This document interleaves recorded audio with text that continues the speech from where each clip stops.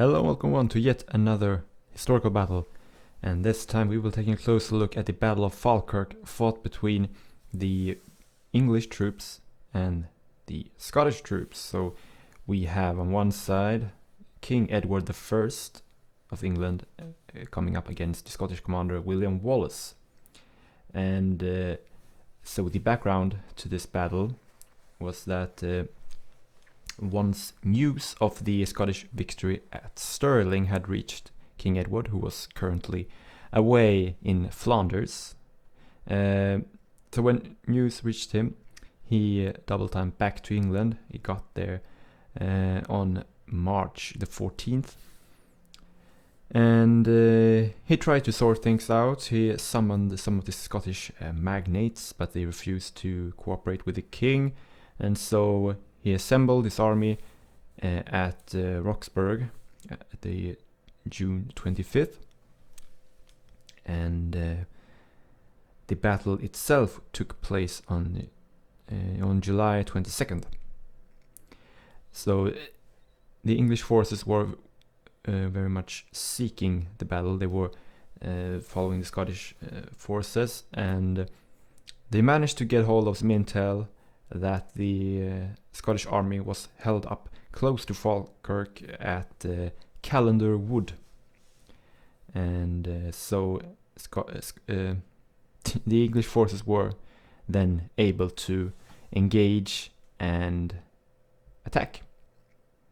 So if we talk about the English troops, we have about twice the size compared to Scottish forces. No, actually maybe closer to somewhere between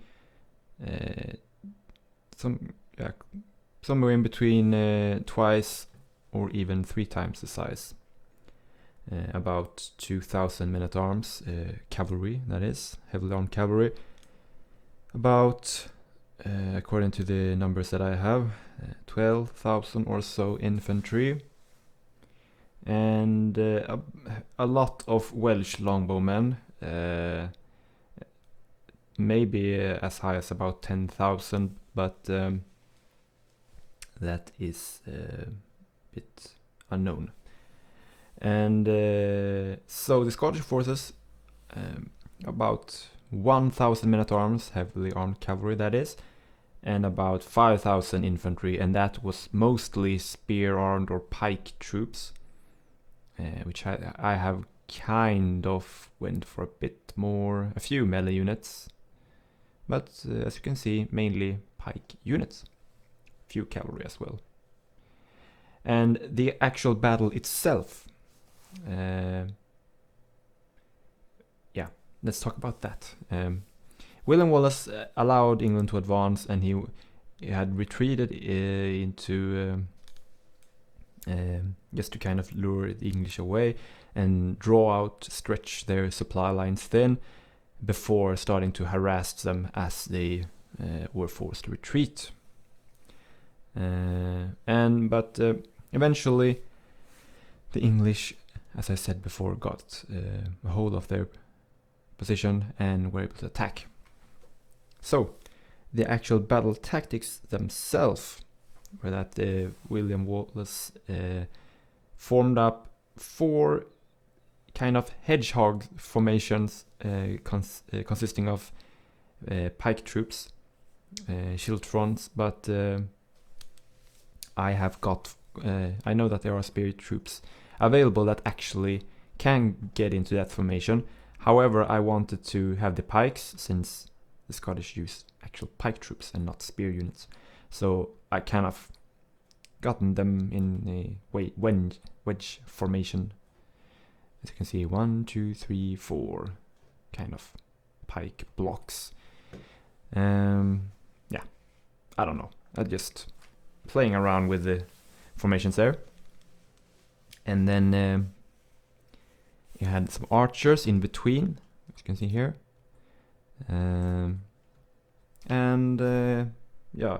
That's.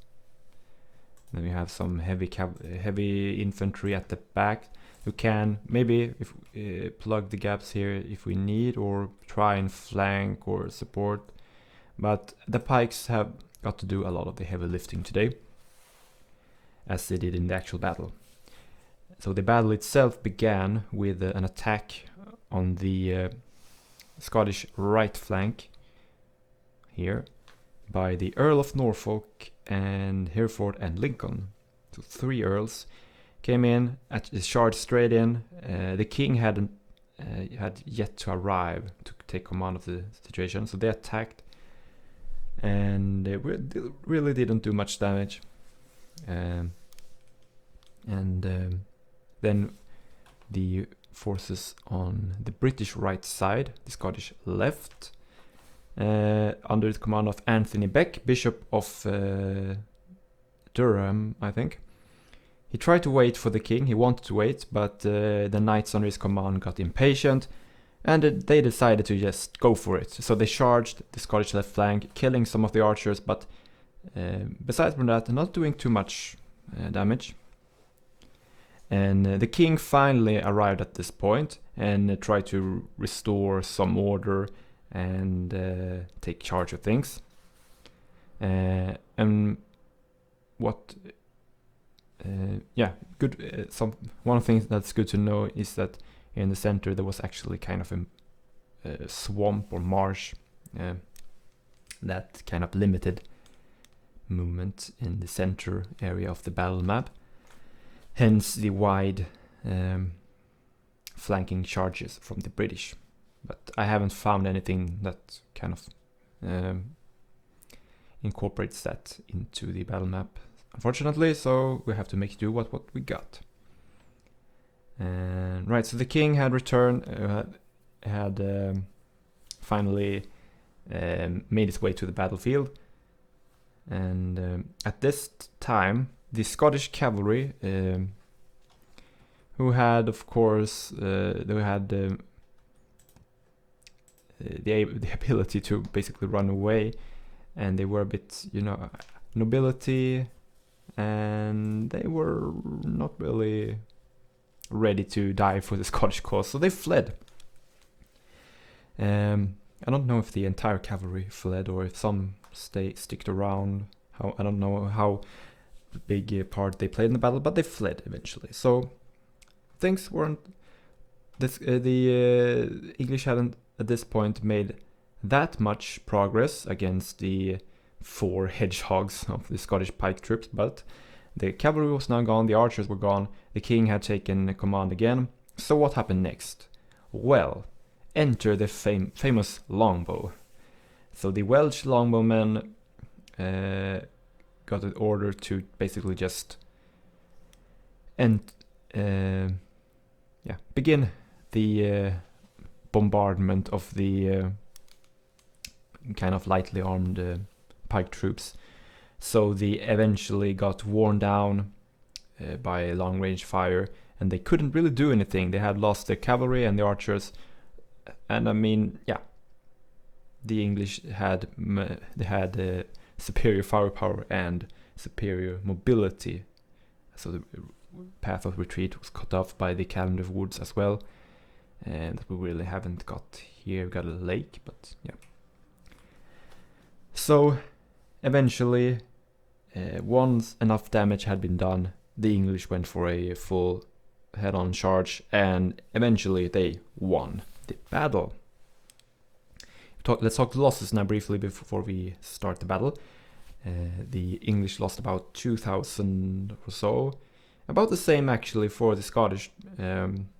So credit to them for actually putting up a good fight, but they eventually lost the battle. William Wallace actually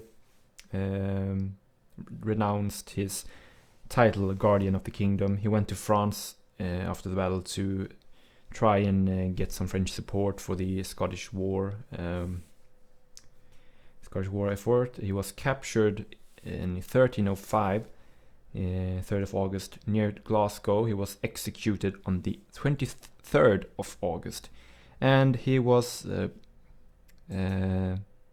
given the awful punishment that was kind of popular in the day. He was sentenced to be hanged, drawn, and quartered. Which is basically, the first two parts you can probably figure out. He was hanged, yes. Drawn, he was drawn to the hanging, I think, on dragged basically along the ground behind a horse, and then was hanged. And then his body was basically, I'm not going to go into detail, but his body was cut into 4 pieces, and they were put on spikes at various places around London, I believe, such as London Bridge. So yeah, that's basically the aftermath, and the Scottish fight for independence was crushed, basically. Yeah, so there we have it. Let us now commence with action. I thank you for if you have been patient enough to listen to this. I just wanted to say what the history books tells us, and now let's see if we can do anything playing as a Scottish to try and alter that. So I've given the English 2 forces. I wanted to... Oh, I just told my cavalry to retreat for some reason. Not a good start. They're not supposed to flee yet. Get back into formation, please. Yeah, but as I said, I want to recreate that the fact that the British had a lot more troops. They aren't really twice the size, but they have about 1.5 full stack, I believe. And you can see the balance of power isn't really in our favor. So yeah, let's see. We'll play this defensively and see if we can accomplish not really a miracle, but if you can cause an upset here.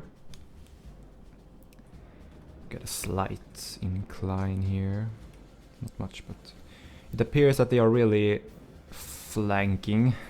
no one coming from the center, which actually suits the historical accounts that they avoided the marsh, I don't know what's it, swamp in the middle, and went for the flanks. So maybe we should look to setting up our pikes to better counter this threat on the flanks. Start moving around a bit. Maybe like not really. And I have set the AI to be the aggressor, so they should attack, I hope. If they don't, I will be a bit mad, actually.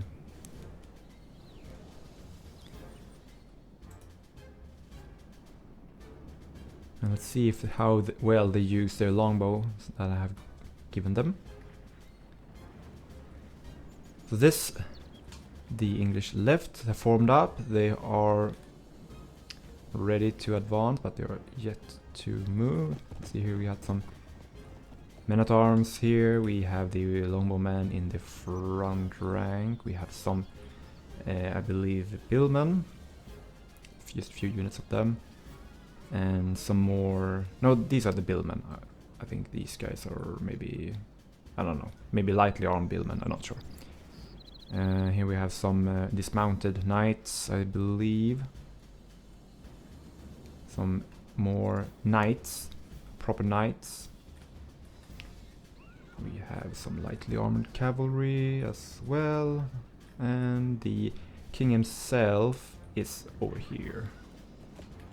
On the left flank. And while we've been talking, we have some movement on the English right flank, our left flank, as the enemy creeps closer and closer. And this is actually going 100% according to the historical outcome so far, because the English did attack No, I'm sorry. They attacked the Scottish right side, not the left side. But apart from that, I mean, yeah. They are attacking one side at a time, it seems, at least. So that's, yeah. It's stupid, but it's historical, so that's interesting. They have 2 archer units, got 2 longbow units on this side only. Got some mostly, I mean, mid to low quality troops here. I was just trying to make up the numbers here, but we got some armored swordsmen. Some standard spearmen, got some mail knights, so it's not too bad, not too good. They shouldn't be a threat to the whole army, but we will see how much casualties they can inflict. They're already taking out some of our pikemen and archers with the longbowmen. Let's see, they are in spear wall formation. They will drop their pikes soon as the first wave of the English arrives. Here come the levy spearmen against the heavy pike militia. I have given myself different units of pikes. Got some more heavy pikes. Got some noble pikemen here in the center. So the center is strong, pretty strong. And got some Highland pikemen. They're good, but they aren't really well armored, so they will suffer from archer fire. Got some flanking moves coming in here. I should probably keep my archers out of skirmish mode. Oh, but not good. We got caught there by the knights. So let's send in our dismounted feudal knights in.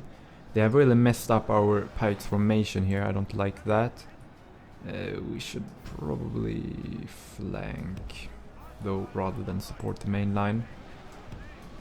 Our reserve troops are taking casualties from the Welsh longbowmen, but we are, it appears, turning back the main wave. The rest of the British forces are, though, on the move now, and I would love to mop up the first wave before King Edward arrives. Right then, we have broken the infantry. Get back with the flanking force. Knights engage. We will follow up with the dismounted knights if needed.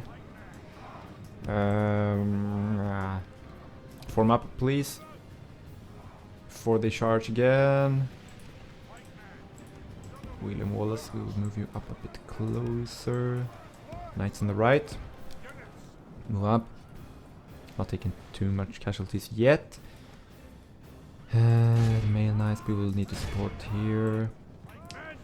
Pikemen have formed up again. Not. Let's close ranks here.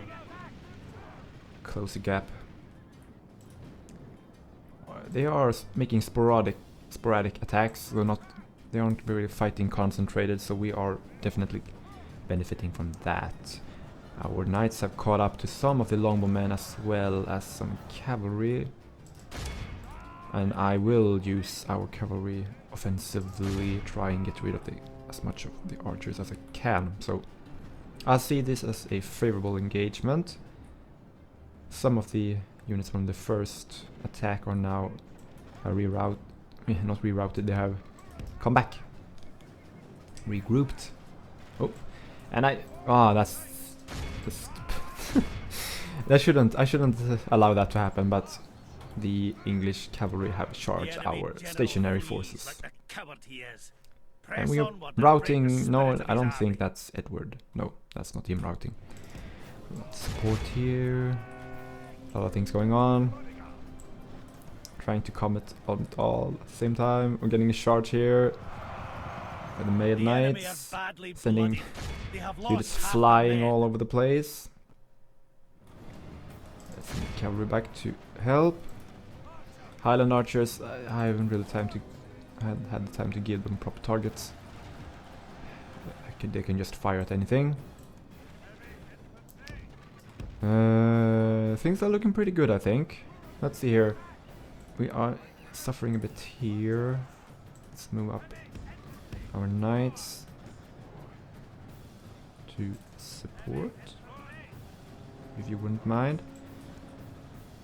We're probably losing the cavalry engagement over there. But we are pushing up here. Should have this flank. Yeah. Mass route. Oh, mass route. 2 units routing. Keep moving. I want the cab to just close down some of the longbowmen. We have lost 2 units on the left flank. Cavalry moving around. Let's see if we can... Oh, they're gonna charge the pikemen in the back, I think. Ah, they managed to maneuver through the gap. Let's see if we can trap them with the Highland noblemen. Highland nobles. Ah, they're going straight for the archers. That was a nice tactical move. Oh, this isn't looking good. Suddenly. So many white flags. Ah!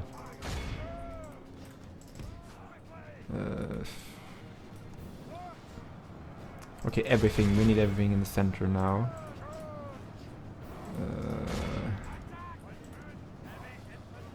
Wow. That went fast. I wasn't really 100% focused, I think, but it's a big mess right now. I think the pikes eventually didn't. The enemy general flees like the coward he is. Press onward and break the spirit I know. of his I think army. the no, he's still there. Mercy. It's not the We king. have lost half our men. Yeah, as I was trying to say, I think the pikes actually broke under the combined pressure of the regrouping forces and the English reinforcements. You have a lot of longbowmen still firing at us, and I would have loved to taken them out with their cavalry, but now we don't have any cavalry. We have 1 unit here. They are way from any action. Come on, run! Come on. Run!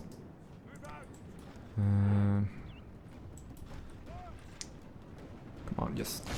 everyone just do something. General, it's probably... Let's see here, he's not looking too well.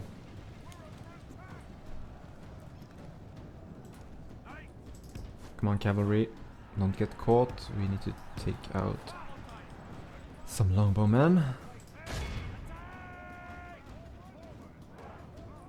Get 1 unit here not doing anything. I'm not sure how this is going. Suddenly it's 50-50 almost. I'm not sure if I can trust that. I thought we had a large... No! No, William Wallace is dead. Oh, Mel Gibson, how will you ever make a historical movie about him now that he's dead? Oh. No.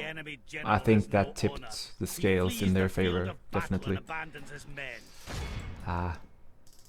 Still somewhere in close middle ground, but...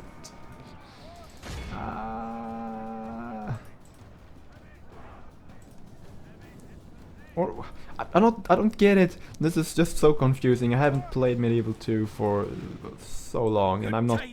Oh, we killed Edward the First is dead. We killed the English king. An eye for an eye. Oh, it's suddenly. Oh no! Wait. Oh, it's just. Can we snatch victory here at the Battle of Falkirk? Let's just try and concentrate everything.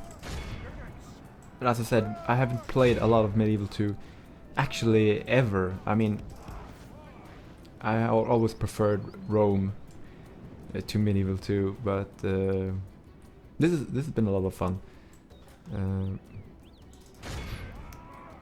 So I'm not too acquainted with the game mechanics. This is just.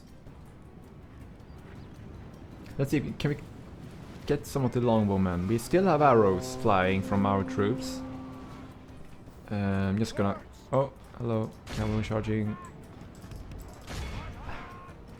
No, I'm not sure. There are a lot of English troops returning.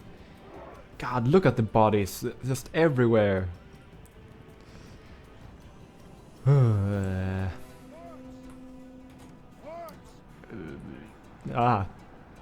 What do I do?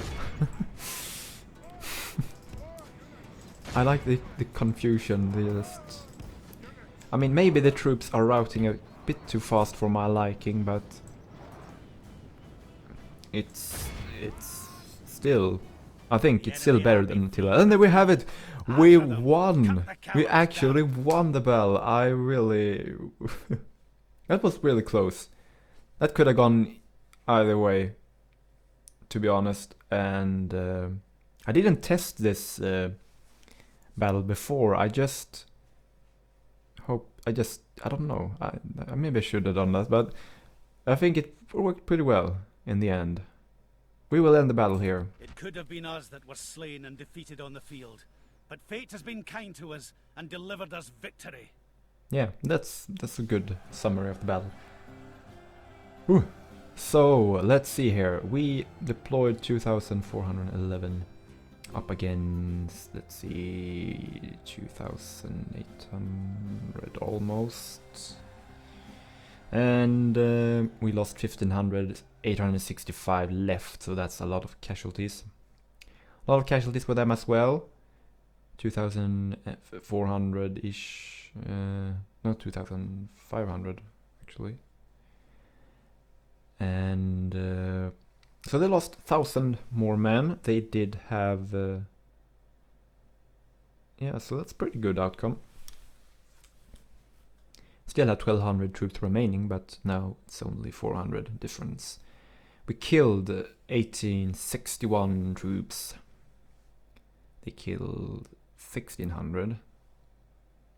I'm not sure what that number is in the brackets. If that's friendly fire or if it's just... Not sure. Let's take a look at the battle statistics. Casualties inflicted 246 Highland archers. Wow, the archers did really well. I didn't realize. Wow, that's like 700 casualties, almost 800 casualties from the archers.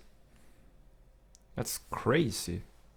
I didn't realize how much arrow fire how effective it was.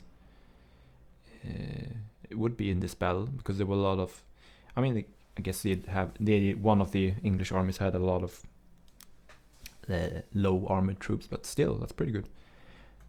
Good for standard archers. Let's see anything else. We got some hundreds. We got 121 Highland pikemen. The pikemen. Let's see here. We start here. Pike militia. Going up here. So yeah, around averaging about 100 kills. The melee troops about almost 100, bit less, but pretty good. Mailed knights not too well. No, I'm looking at sustained. Inflicted. Let's see here. Pretty. Could have been better. I should have looked here. That's casualties inflicted. Not too well, actually. In hindsight, did suffer a bit. And I also should have looked in the right column for pikes when thinking about kills. Pretty varying. Noble pikemen did a lot better. They really did. And we did take a lot of prisoners as well. That's funny. No, not funny, actually. But yeah.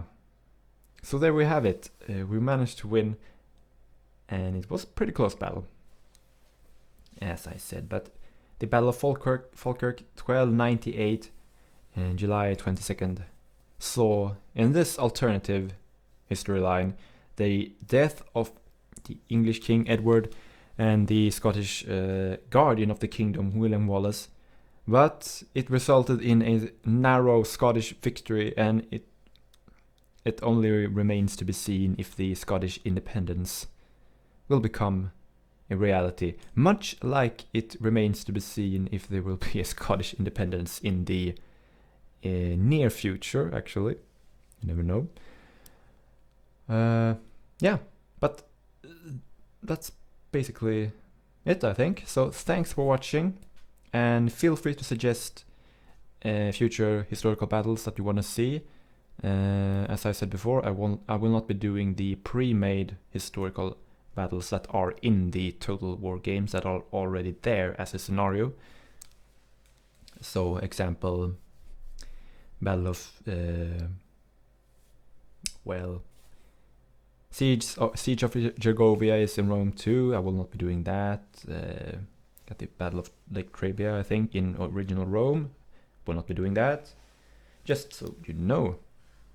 And if you haven't checked out my previous historical battles, then feel free to do. They are on my channel. And yeah. And I'll also have the up and running series, Caesar in Gaul, Rome 2, playing as the Averni, and also Peninsular Campaign on Napoleon Total War when I am playing as the British, and that's everything I think I needed to say. So, once again, thanks for watching and bye for now.